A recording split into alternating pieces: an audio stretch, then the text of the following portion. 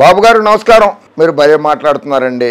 ఈ మధ్య చాలా విషయాలు చెప్తున్నారు. 14 ఏళ్ళు ముఖ్యమంత్రిగా, 9 ఏళ్లుగా ప్రతిపక్ష నాయకుడిగా ఉండి 9 ఏళ్ళు ఏం నేర్చుకున్నారో తెలియడం లేదు. ఏం మాట్లాడుతున్నారో మీరు. వయసు పెరిగిపోతే ఇది కూడా ముదిరిపోయినట్టుంది. విజయనగరం వెళ్ళారు, అక్కడ ప్రసంగిస్తున్నారు, బాగానే మాట్లాడుతున్నారు అని మీరు అనుకుంటున్నారు. ఏమిటి చంద్రబాబు నాయుడు ఇంత చెత్తగా మాట్లాడుతున్నాడు అని చెప్పి ప్రజలు అనుకుంటున్నారు. చంద్రబాబు నాయుడు మానసిక పరిస్థితి బాగాలేదా అని చెప్పి ప్రజలు అనుకుంటున్నారు. ధరలు తగ్గాలంటే ఫ్యాన్ స్విచ్ ఆఫ్ చేయాలి.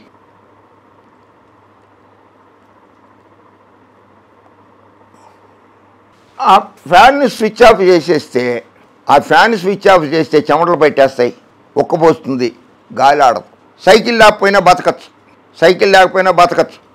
వాకింగ్ చేయొచ్చు, ఆరోగ్యానికి చాలా మంచిది. వాకింగ్ చేసినా కూడా ఫ్యాన్ లేకపోతే ఉక్కబోస్తుంది, అల్లాడిపోతాం. ఫ్యాన్ స్విచ్ ఆఫ్ చేయొద్దు, స్విచ్ ఆఫ్ చేయకూడదు. ధరలు తగ్గాలంటే ఫ్యాన్ స్విచ్ ఆఫ్ చేయాలి. నిత్యావసర సరుకులు, పెట్రోలు, డీజిల్ ధరలు తగ్గించాలని అంటే ఏసీలు ఆపితే సరిపోదు. వచ్చే నెల 13న జరిగే ఎన్నికల్లో ఫ్యాన్ స్విచ్ ఆఫ్ చేయాలి. అప్పుడే పేద ప్రజలకు మనుగడ. పెట్రోల్ రేట్లు, డీజిల్ రేట్లు జగన్మోహన్ రెడ్డి పెంచుతాడా? రాష్ట్ర ప్రభుత్వం పెంచుతుందా? కేంద్ర ప్రభుత్వం పెంచుతుందా? నిత్యావసర వస్తువుల ధరలు ఎందుకు పెరుగుతాయో మీకు తెలీదా? పంట దిగుబడి తక్కువైనా పెరుగుతాయి నిత్యావసర ధరలు. పెట్రోల్ రేటు, డీజిల్ రేటు పెరగడం ఆలస్యము, వాటి రవాణా ఛార్జీలు పెరుగుతాయి కనుక నిత్యావసర సరుకుల ధరలు పెరుగుతాయి. దానికి కారణం ఎవరు? కేంద్ర ప్రభుత్వం. జగన్మోహన్ రెడ్డి ప్రభుత్వం కాదు, రాష్ట్ర ప్రభుత్వం కాదు. నువ్వు ముఖ్యమంత్రిగా చేశానంటావు. ఎందుకయ్యా ఈ లొల్లి? భోగాపురం ఎయిర్పోర్ట్ ఉత్తరాంధ్రకు గేట్వే, ఆయన అది కట్టిస్తారు, మీరేం కంగారు పడకండి. నెల్లిమర్ల వెళ్ళారు, భారీ బహిరంగ సభలో ప్రసంగించారు. 2015లో దీని నిర్మాణానికి కార్యాచరణ సిద్ధం చేసి శంకుస్థాపన కూడా చేశానని చెప్పారు. శంకుస్థాపన చేసి 5 ఏళ్ళు ముఖ్యమంత్రిగా ఉండి ఎందుకు కట్టించలేకపోయావు? వివరణ ఇవ్వండి ప్రజలకి. మీరే శంకుస్థాపన చేశానన్నారు, శిలాపలకాలు వేసుకుంటున్నారు, పోయారు, పూర్తి చేయలేదు. ఎందుకు చేయలేదు దానికి వివరణ ఇవ్వండి. జగన్మోహన్ రెడ్డిని కట్టించమని అడుగుతారండి. 2015లో మీరు శిలాపలకం వేసి.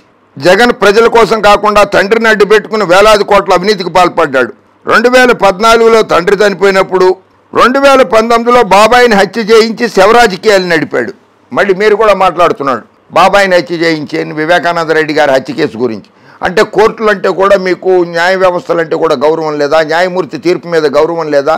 వివేకానంద రెడ్డి హత్య కేసు గురించి మాట్లాడొద్దని చెప్పి మీ పేరు మీద, మీ పార్టీ పేరు మీద, మీ నాయకులు, కార్యకర్తల మీద కూడా గౌరవ కోర్టు న్యాయస్థానము తీర్పులో స్పష్టంగా రాసింది వివేకానంద రెడ్డి గారి హత్య కేసు గురించి మాట్లాడకూడదు అని.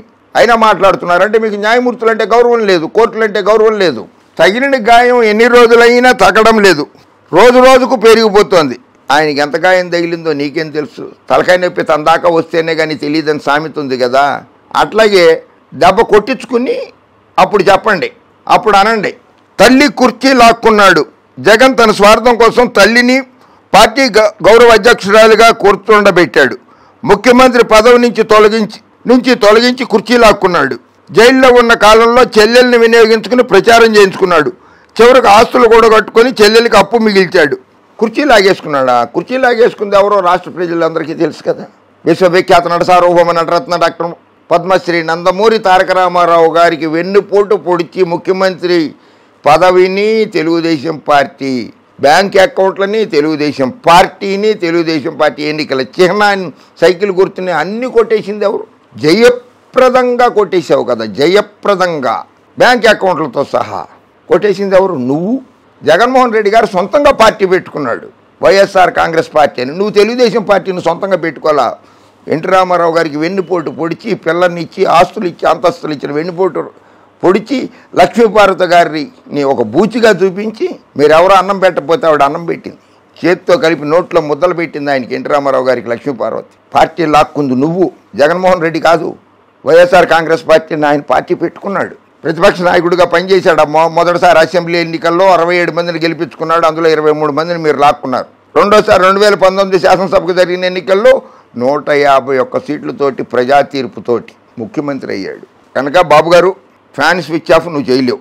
ఓకే, ఒక చిన్న కథ కూడా ఉంది ఫ్యాన్ గురించి, చెప్పమంటే చెప్తాను. ఎన్ని నిమిషాలు అయింది? చిన్న కథ ఒకటి ఉంది. పివి నరసింహారావు గారు ప్రధానమంత్రి. అప్పుడు నేను ఢిల్లీలోనే ఉండేవాడిని, పార్లమెంట్ హౌస్కి వెళ్తూ ఉండేవాడిని. బాబు గారు మీకు కూడా తెలుసు, తెలుగుదేశం పార్టీ ఆఫీస్కి కూడా వెళ్తూనే ఉండేవాడిని. ఓసారి లోక్సభ రాజ్యసభకి సెంట్రల్ హాల్ అని ఒకటి ఉంటుంది, అక్కడ కూర్చుని భోజనం చేస్తున్నాం మధ్యాహ్నం.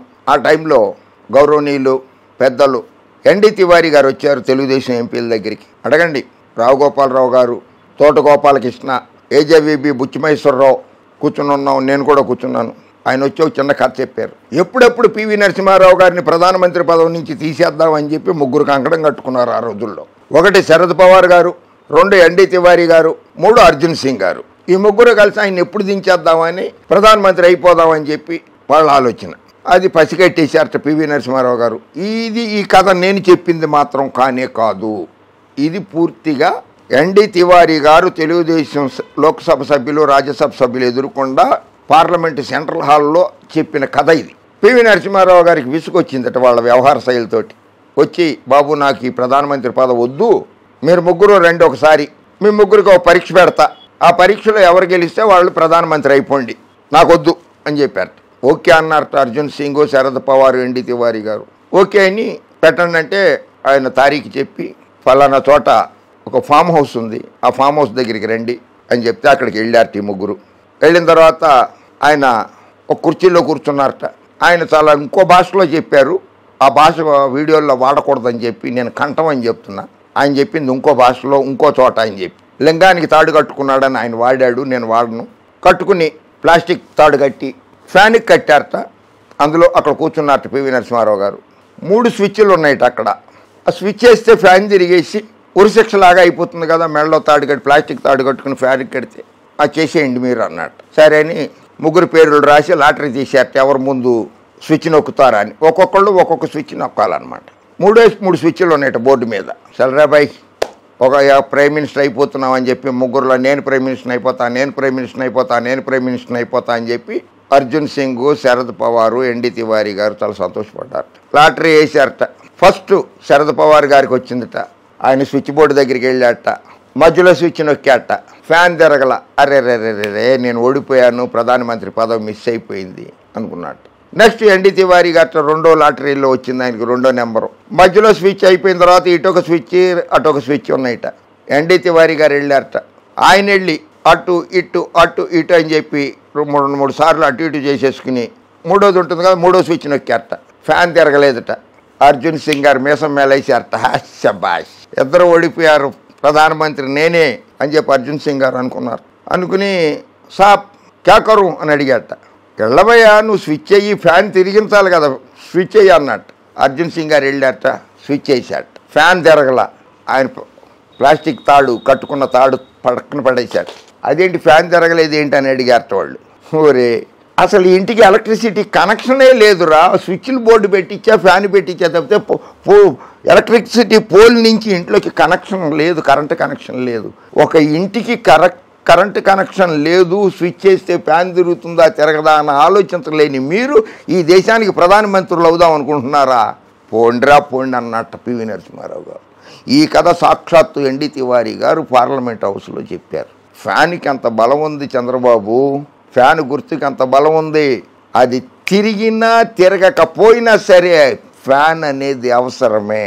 చూసావా, పివి నరసింహారావు గారు లాంటి వ్యక్తి ఫ్యాన్ గురించి అంత గొప్పగా, ఎన్డీ తివారీ గారు, పివి నరసింహారావు గారు కాదు, ఎన్డీ తివారీ గారు ఫ్యాన్ గురించి ఎంత చక్కగా చెప్పారో చూసావా. ఫ్యాన్ నెత్తిని పెట్టుకో, ఊరంతా తిరుగు చంద్రబాబు. అబ్బే, నువ్వు మాత్రం జగన్మోహన్ రెడ్డి గారికి ప్రచారం చేయబోకు.